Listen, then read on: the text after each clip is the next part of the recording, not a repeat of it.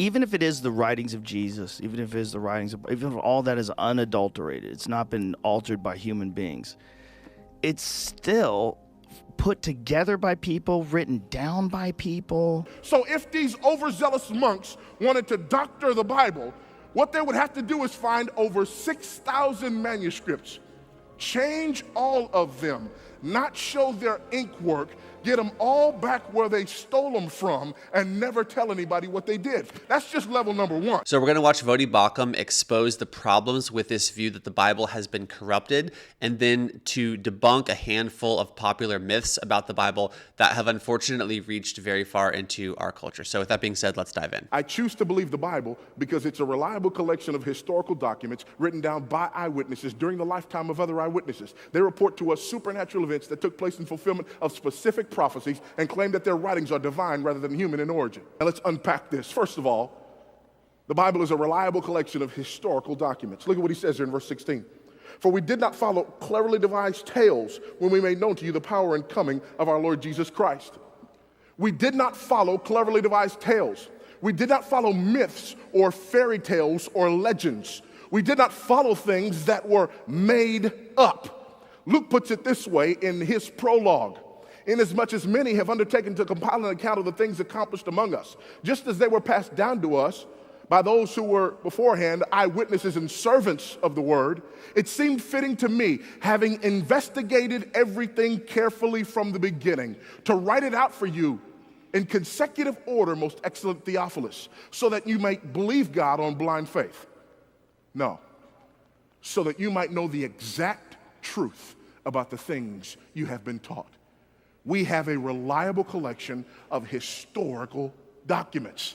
Not myths, not fairy tales, not legends. This is not the Gilgamesh epic here.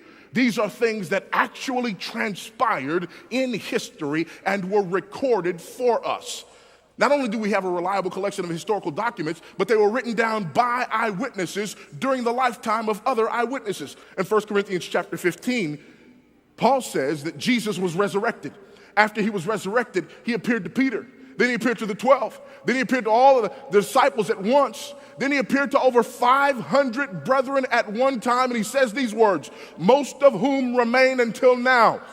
When you do the math, you realize that when 1 Corinthians was written, there were over 300 eyewitnesses at least of the resurrection of Jesus Christ who were still alive during that time. Okay, so this is the first big point here. Contrary to popular belief, the events in the Bible are actually not of a mythological nature. They were not written in a galaxy far, far away or once upon a time. They're actually written in history, and that can be proven incontrovertibly to be true. I'm going to unpack this a little bit more at the end of the video, but first listen to Voddie coming up here, how he debunks this popular myth about the Bible. It's really almost like a conspiracy theory, like I mentioned, and it's one that unfortunately has really permeated into our culture. So let's dive into that.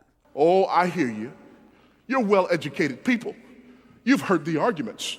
Yes, brother, I understand that, but you see what happened was there were individuals who came and doctored the Bible up, and it's been translated so many times, and it's been changed so many times. And when I talk to college students sometimes, they tell me about this myth of these overzealous monks who went out and changed the Bible so that things would match up, so that it would look like we have older documents than we actually have. And in fact, and I think they're really telling me something when they tell this, you know, we don't have any of the originals.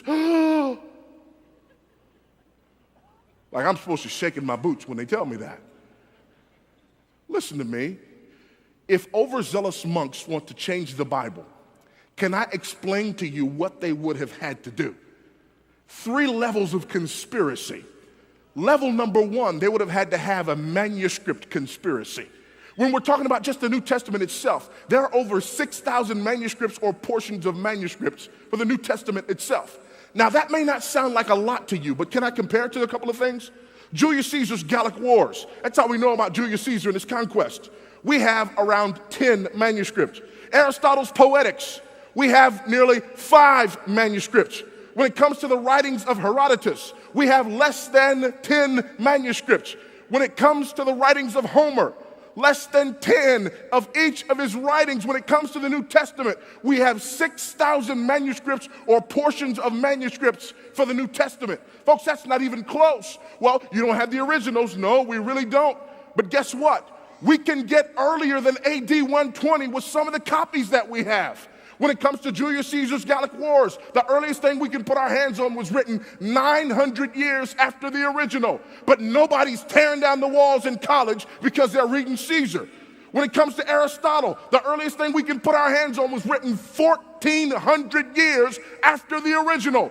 But when it comes to the New Testament, we can put our hands on documents that were written within decades of the originals. So if these overzealous monks wanted to doctor the Bible, what they would have to do is find over 6,000 manuscripts, change all of them, not show their ink work, get them all back where they stole them from, and never tell anybody what they did. That's just level number one.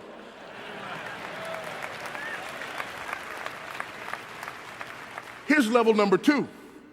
Jesus said, go and make disciples of ta ethne, every people group. Funny thing about people groups, they tend to speak different languages. So within the first few centuries, we have the Bible translated into Syriac, Coptic, and Latin. So now these overzealous monks have to find 6,000 Greek manuscripts, change those, doctor them up, don't show your ink work, get them back, go find all the Syriac, Coptic, and Latin translations of those Greek manuscripts, change those to match the lies that you told in another language, and get those back where you stole them from. And that's just level number two. Now you got level number three. The early church fathers had this terrible habit of writing commentary on the New Testament. So much so that Bruce Metzger argues, if all we had of the New Testament was the quotations and citations by the early church fathers, we could reproduce over 95% of the New Testament just from their writings. So now these overzealous monks have to find 6,000 manuscripts and portions of manuscripts, steal them, change them, don't show your ink work, get it back without anybody finding out. They got to find Syriac, Coptic, and Latin translations, change those to match the lies that they told in the 6,000 manuscripts, get those back where they stole them from, and then find all of the writings of all of the early church fathers, change those to match the lies that they told 2 layers ago, get those put back, never tell anybody what they did, and never ever get caught. Help you if you believe that.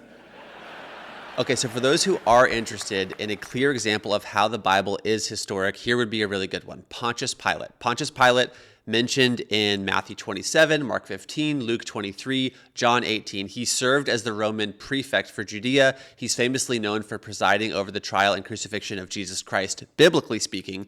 But Pontius Pilate is also extremely well documented outside of the Bible. One example would be the Jewish historian Josephus. He writes about Pontius Pilate in what is called the Antiquities of the Jews. He references Pilate, he references his governance in Judea. He also references specifically his involvement in the trial and crucifixion of Jesus. We also have archaeological evidence that corroborates this same thing. We have something called the Pilate Stone, and you can see here it bears the inscription dedicated to Tiberius Caesar, who was the Caesar at the time of Christ, but it also mentions the name Pontius Pilate on this stone. And again, the point here is that the events in the Bible are also in history. They're actually part of the historic record that we have. They're not, again, in a galaxy far, far away. So if you're interested in understanding more about the Bible, understanding more about the story that the Bible tells, and understanding it in a historic context, I would highly recommend a good place to begin that search, that quest for you would be the Gospel According to John. It's very accessible. It's all over the internet, but I'm going to leave a link here in the description in case you are interested in that. With that being said, thanks for following along, and I'll see you guys in the next video.